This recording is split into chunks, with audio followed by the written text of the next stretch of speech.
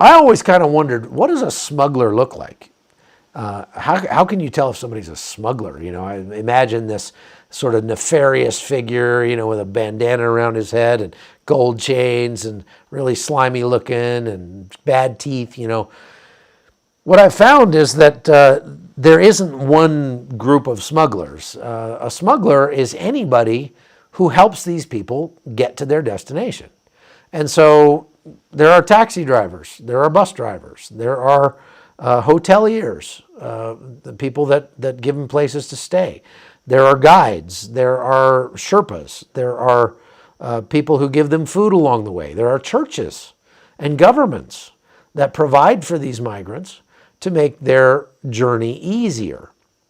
And because of that, all of those people qualify as smugglers.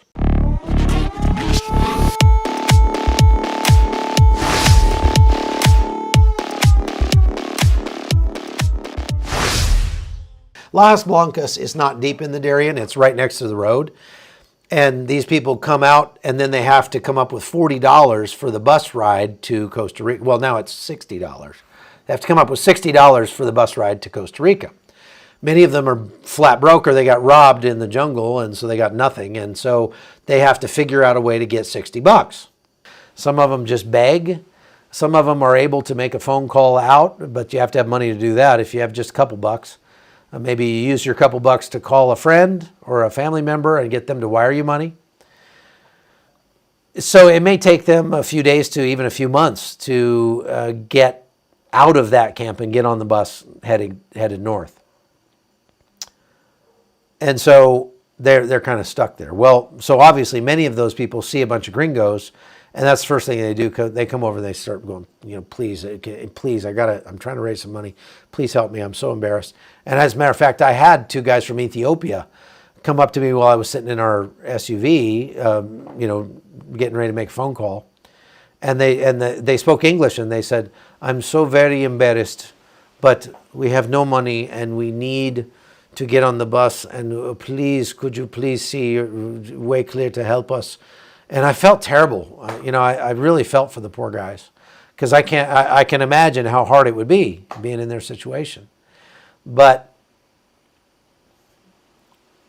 I'm not going to help them. I'm sorry. And I told them as much. I said, guys, I'm really sorry, but I just can't.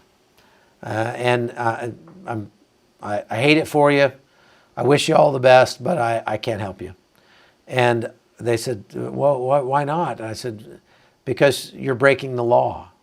You're actually breaking the law. You've come into Panama illegally, and your plan is to go into every country between here and the United States illegally. And I just cannot help you. But my own morality will not allow me to help you break the law. And they said, we understand. And they walked off. Now, there are times when I have helped the migrants, and I'll detail two of them for you right now. I will help the migrants if they're literally, you know, if they need medical attention. I've come upon people almost every trip who are in such bad shape medically that they literally could die at any moment. They've got heat stroke. They're dying of thirst. They have trench foot, prickly heat, terrible bites and stings and things like that. Especially the children, they suffer greatly coming through there. And if they're going to die, then I will intervene to save their lives. And I have on many occasions. The last time we were out there, not this time just 2 days ago, but the last time, you can see it on the videos if you go watch from my podcast from back then, back in August or September, something like that. We went out there and there was a 16-year-old girl who just passed out. We were walking by and she just fell out. She was standing in line to register out there in Bajo Chiquito, out deep in the jungle. And I felt her forehead, hot, dry, very bad, like we're talking internal core temperature, getting to the point where she could have brain damage. And so I picked her up and I carried her in my arms to the local clinic. there's a tiny little clinic there in Bajo Chiquito run by Doctors Without Borders. And there was a doctor in there, and he had the door chained and padlocked. So I kicked at the door, holding this girl, like, "Hey, open us up, open up." And he said, "No, I'm not going to treat her." I was like, "What?" She said, "She's dying." He said, "If I treat her, I got to treat everybody out here. And there's thousands of people here. I'll get overrun. I can't treat her." And how cynical is that? And I said, "Open this door or I'm breaking it down. And if you won't treat her, I will." So he sighed and rolled his eyes, and he came and opened the door. And then he packed his stuff up and he walked out. He left. He said, I'm out of here. I can't do this." And he just walked off. And we brought her in, sat her down, cooled her off, and gave her something to drink. I went and got an apple from somewhere and gave her an apple to eat. She threw it up. But we got her out of the red zone and got her feeling a little bit better until she was, probably going to survive. While we were there, another man came in that had heat stroke so bad he was literally stroking. He was literally had a stroke. And his face was all doing that kind of thing. And he was like having a heart attack. And so we brought him in. We just dumped cold water all over him, got a fan on him, started cooling him off, put ice on his jugular veins to keep his brain from boiling. And after about 30 minutes, he got where he was not stroking anymore, but he was in need of serious medical attention. That guy was probably brain damaged, and I don't know if he died or not, but we worked on him until he was out of the woods as best we could, and then moved on. We treated several people while we were there. I get it. The poor guy from Doctors Without Borders, I was pretty mad at him at the moment, but he's right. If you treat virtually everybody coming out of the jungle, if they were in the United States, would be immediately sent to the emergency room. And those people, they don't have enough doctors to treat 8,000 people a day or whatever. At that time, about 5,000 people a day were coming into Bajo Chiquito. It's a very bad problem. Now, the right thing to do would be, if you wanted to help them without helping them, you know what I mean? Help them without facilitating their continued trek north. What you would do is you would just go out there and you would hand out ice water to them when they came in. But even that, the fact that people die on the route keeps many people from coming. And the fewer people die, the more people come. And the more people come, the more people die. Do you see what I'm saying? If you feed the ducks, you get more ducks. Point, period, end of story. So anything you do that helps these people in any way is going to result in more people coming and more people paying the price in misery. I get it. You're supposed to help your fellow man. But if you're helping your fellow man at the expense of your neighbor, then you're not really helping, you're hurting. What I mean is, if by you helping your fellow man by taking them into your home is directly causing more people to come, which will then cost your neighbors money in their taxes, reduce the quality of the services that all of your neighbors can take advantage of, the education, the healthcare, all that, then your generosity to these illegal immigrants is indirectly costing your neighbors money. And I would call that a sin. I would also call it a travesty.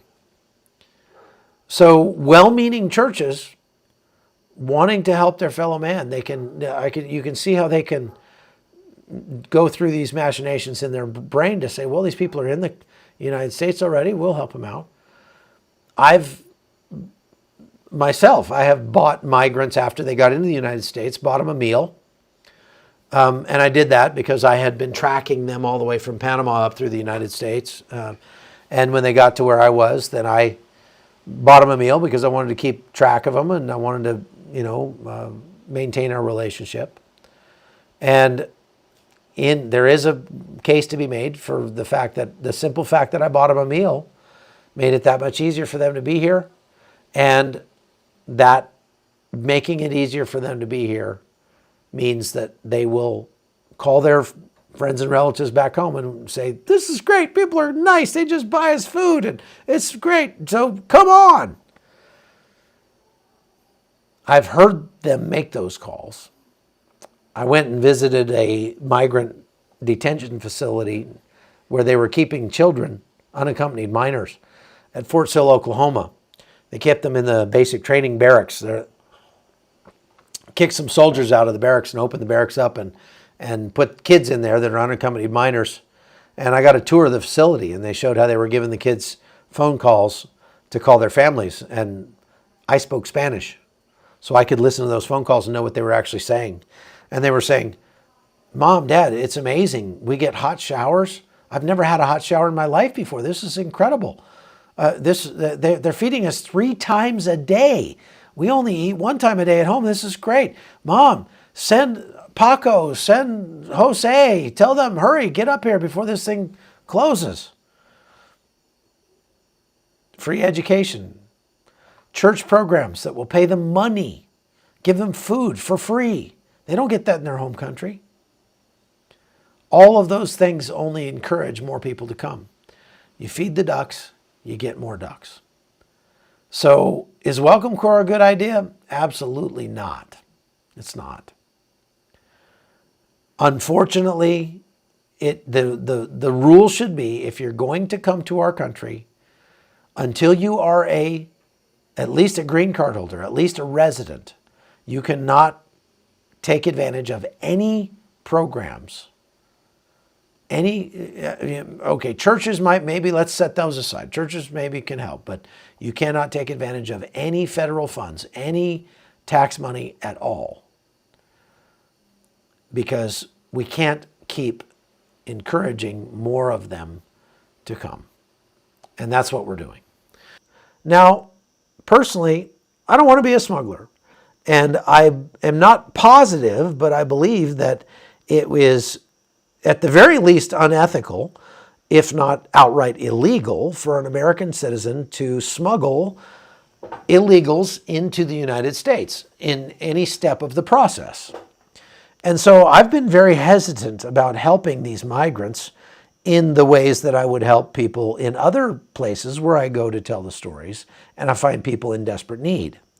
I have found, obviously, I go to wars and disasters around the world. And when you go to an aftermath of a hurricane and people have lost their homes and they are sleeping on the street and they have no food, or they need medicine or medical care, then I'll jump right in there. I'm very happy to help people like that.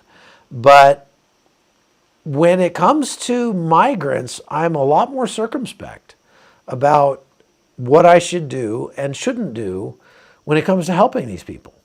Because yes, they may be in desperate need, and yes, they may be destitute. But I have to remind myself that these people made this journey voluntarily. You might say, well, they were driven out of their country by persecution and war and famine and disease and poverty. And I'll say, yes, however, virtually all of them have crossed multiple other countries where they weren't being persecuted or starved or attacked or anything like that before they got to where I run into them. And they plan to cross many more on their way to the United States.